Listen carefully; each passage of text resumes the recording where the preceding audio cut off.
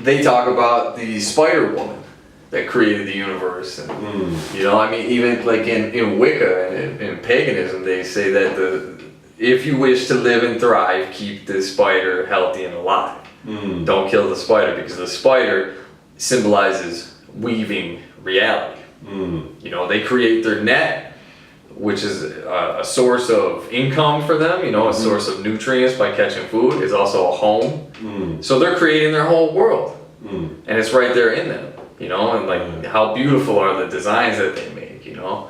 So all of these beliefs, these systems, are already in our mind, in our consciousness, and now science is just developing the tools to be able to understand them a little bit better.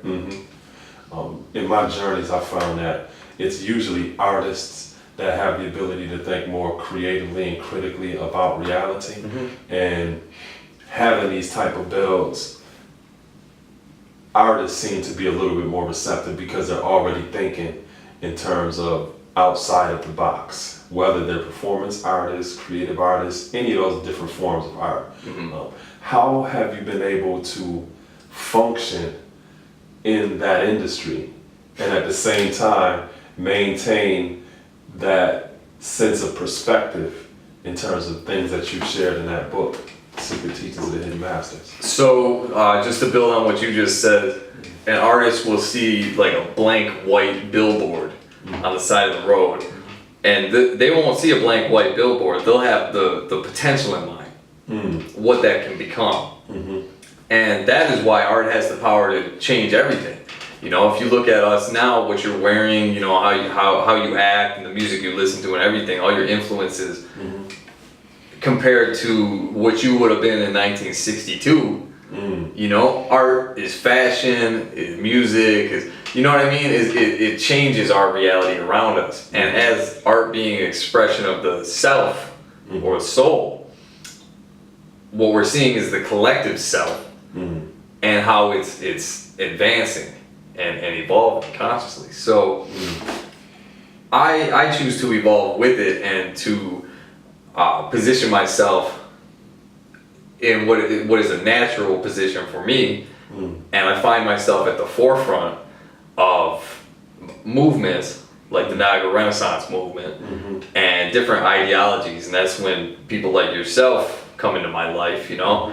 And so basically it means having discipline, and that discipline is an understanding of responsibility. It's an understanding that my words have power, that as my platform grows, I have to grow with it. I can't go back. You know what I mean? Like, I can't all of a sudden like become an alcoholic or something. You know what I mean? I mean, it's that kind of simplicity, but you know, I can't go backwards. So now, as things grow and advance in my life, I have to find ways to, like, it's like growing pains, you know what I mean? Like, I get taller, I need to find new clothes, you know? Like, I get more knowledge, I need to find ways to express that knowledge. So, filmmaking is obviously a huge platform, you know? It's visual. I mean, every art form is encompassed in film, you know, from drawing, the storyboards, and you know, to writing the script, to the music and the soundtrack, and you know, the audio and lighting, everything, photography, everything is encompassed in film. With it having so many moving parts, that makes it like building a ship in a bottle, you know. So it's challenging, and as we challenge ourselves, that's how we grow.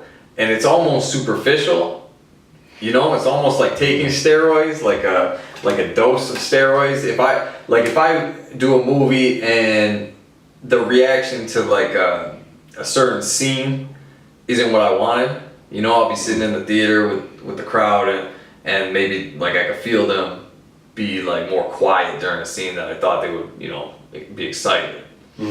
I make note of that. I also make note of any days that I have on set that are particularly difficult.